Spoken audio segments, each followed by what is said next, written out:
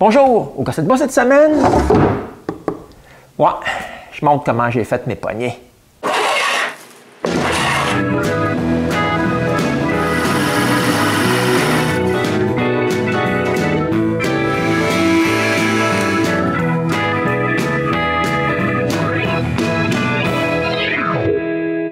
Comme promis, je vais vous montrer comment j'ai fait les 10 poignées, bon, même pour ma CNC. Ouais, comme vous pouvez voir, elles sont presque toutes différentes. Et c'est ce que je voulais.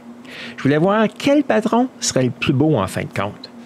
Ouais, j'aurais bien pu faire des poignées tournées, comme pour le reste de mon atelier. Ouais, faire des poignées comme celle-là prend environ 20 minutes chaque. Ça aurait été pas mal plus vite. Ouais, mais je voulais faire quelque chose de différent. Je vais donc utiliser ce bout de cerisier qui me reste de mon comptoir de salle de bain. La première chose à faire, c'est de surfacer et couper un bloc carré.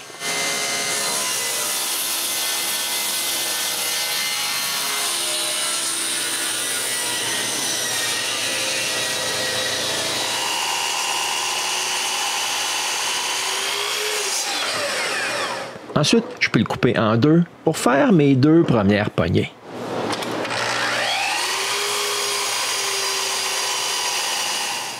La première chose à faire, c'est de trouver le centre des blocs. Après avoir tracé un cercle au centre, je peux trouver l'endroit exact où je dois couper pour enlever les 4 coins.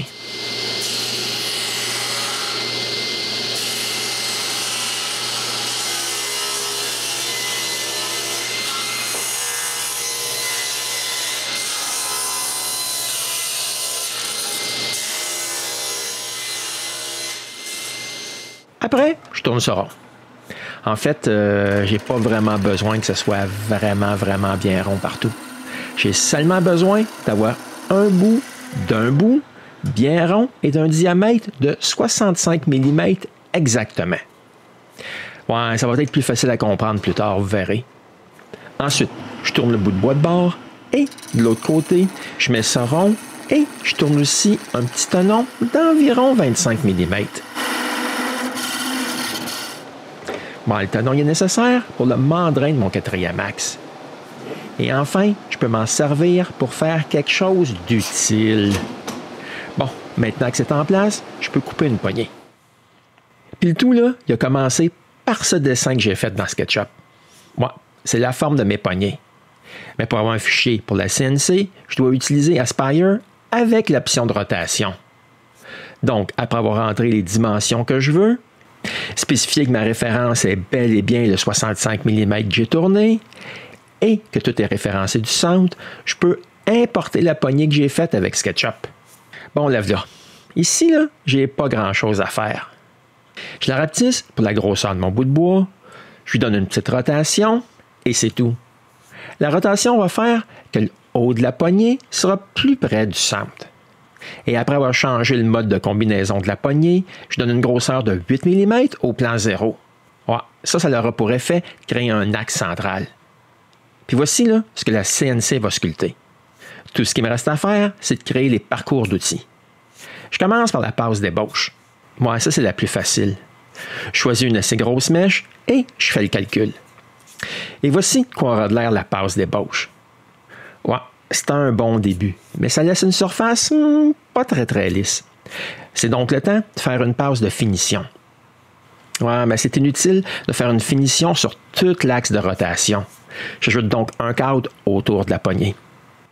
Et avec ce cadre, je peux spécifier de faire une passe de finition avec la même mèche, mais avec un recouvrement de 10% au lieu de 40%.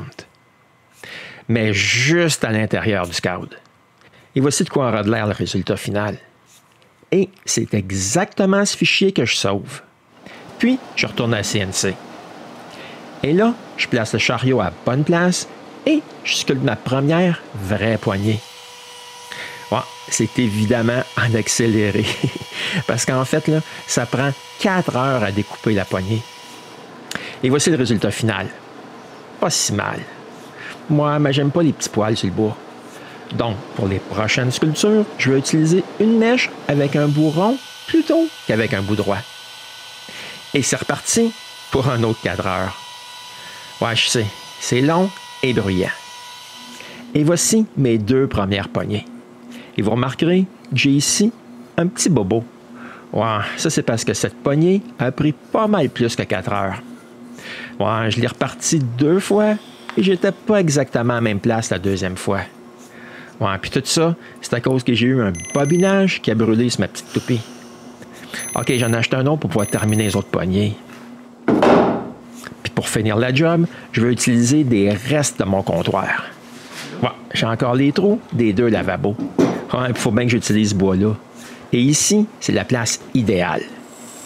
Ouais, mais je dois séparer le chêne du cerisier.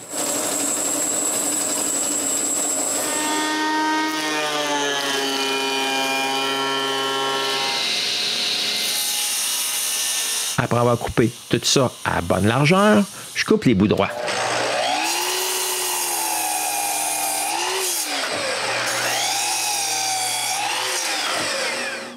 Ouais, mais pour le chêne, j'ai un léger problème. OK, là, c'est assez long pour une poignée, mais pas pour le support que la CNC a besoin. Je dois ajouter du support. Pour ça, j'utilise du bois de chauffage.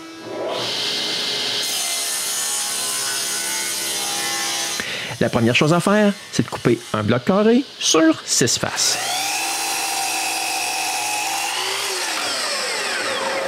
Ensuite, je coupe les coins. Et je tourne ça pareil comme les 2 bouts de mes 2 premières poignées. Après avoir coupé le tournage en 2, je colle chaque bout au bout d'un de mes morceaux de chêne. Si vous pensez que la colle chaude, elle sera pas assez solide, ben pensez-y encore une fois. Ça va être pas mal plus solide que ce que j'ai besoin. Après l'avoir collé, je tourne le bout de chaîne un peu plus rond. Et là, je peux mettre ça sur le mandrin de mon 4e axe et sculpter d'autres poignées. Ouais, mais comme les morceaux de cerisier sont plus longs, ça se fait pas mal plus facilement. Puis j'ai même figuré que si je tourne entre pointes, à la place d'utiliser un mandrin, ça va pas mal plus vite. Mais non, là, ça accélère pas du tout le temps sur la CNC. C'est toujours 4 heures. Bon, j'ai 5 poignées avec rien dessus. Oui, là, ça a pris pas mal trop de temps pour sculpter de simples poignées comme ceux-là. Mais pour les autres, ça va être pas mal différent. Parce que je veux, pour les 5 dernières, avoir du relief sur chacune d'entre elles. Exactement comme ces 3-là. Mais pour faire ces petits détails, je dois changer de mèche en cours de chemin. Et ça prend plus 4 heures, mais plutôt 6. Ouais, mais pour ajouter du relief, j'ai une couple d'opérations de plus à faire. Premièrement, je dois importer l'objet 3D que je veux mettre sur la poignée. Après l'avoir mis à sa place, je n'ai pas tout à fait fini. Non, parce que si on regarde le rendu 3D, on voit bien que vu que c'est une gravure rotative, c'est bien trop petit. Mon logo, là, il est déformé. Je dois donc changer sa hauteur d'un demi-pi. Donc, je la grossis de 157 %. Et maintenant, c'est parfait. J'ai juste à faire les parcours d'outils. Le parcours d'ébauche, il est fait exactement pareil comme les autres. En fait, là, la seule différence qu'on peut voir, c'est que sur le devant, il y a quelque chose. Ensuite, je fais exactement la même chose que la dernière fois pour le parcours de finition. Ici, on voit bien mon logo.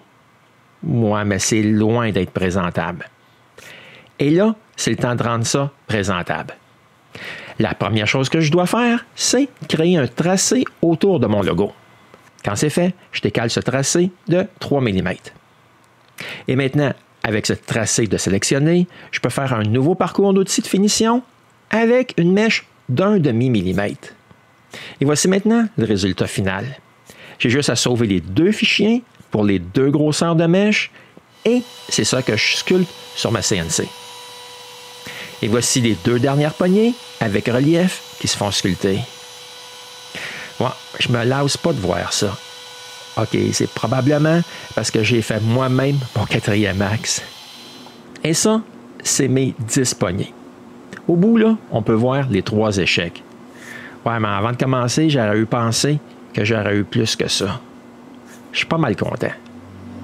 Mais la majorité du bois a quand même terminé en poussière au sol et un peu sur la table. Mais maintenant, c'est pogné, sans gravure, je peux brûler quelque chose. Ouais, c'est pas si pire que ça. Mais par contre, là, j'avais oublié de lui donner un petit semblage avant de commencer. Ouais, mais je fais pas cette erreur-là avec les 4 autres. Et voici les 2 derniers designs que je brûle. Ouais, en fait, là, j'ai seulement fait 3 modèles de gravure au laser. Et voici mes 10 poignées. Je dois maintenant faire de l'espace pour les doigts. Pour ça, j'utilise mon tout premier test comme modèle et je trace le contour sur un bout de contreplaqué.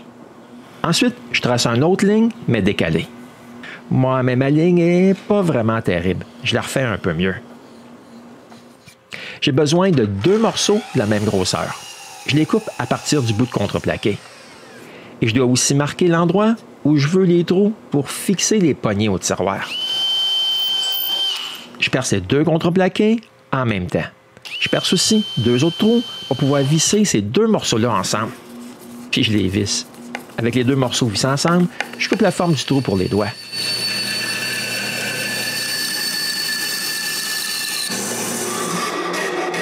Ouais, je fignole ça un peu pour que ça soit un peu plus lisse. Ouais, mais j'ai pas fini. J'ai aussi besoin d'une 3e forme, la forme de l'extérieur des poignées. Et quand cette forme est exactement comme les poignées, je la mets sur le premier étage de mon gabarit et je perce des trous de vis. Après, je peux coller et visser ça ensemble.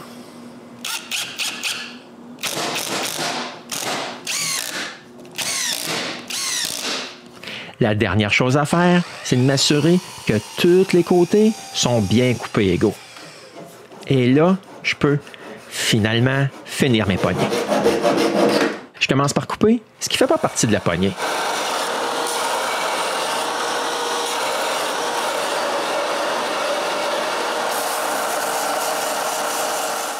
Quand la poignée est comme je la veux, j'ai seulement à mettre en place sur le gabarit, percer les 2 trous de vis et visser la poignée sur le gabarit.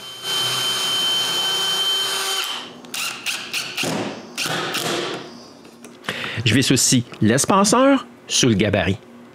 Et je suis enfin prêt à enlever le bois en trop pour mes doigts.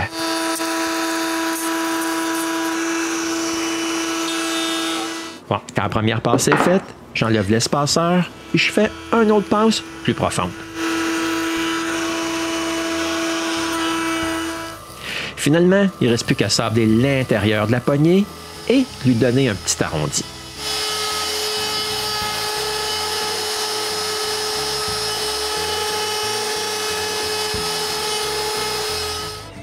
Et là, la poignée est terminée. J'ai juste à refaire ça 9 autres fois.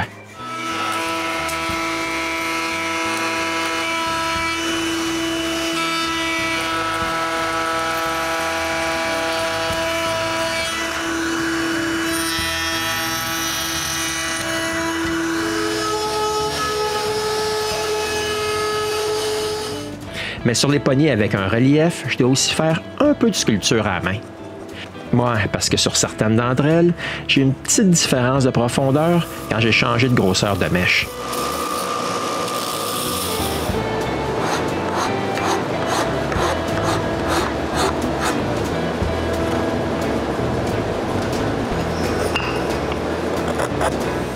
Finalement, la toute dernière chose que je fais, c'est de leur appliquer 2 couches de vernis. Voici mes 10 poignées complètement terminées et prêtes à être mises en place. Ah, les voici de plus près maintenant. Pour les installer ces tiroirs, j'ai utilisé mon espaceur comme guide pour les trous de vis.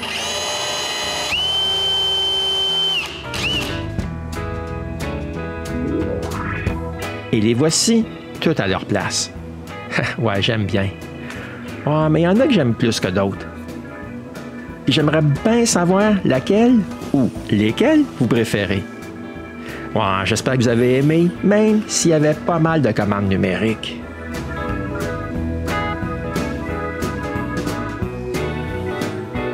Et on se revoit bientôt pour un autre épisode du Gosseux de bois.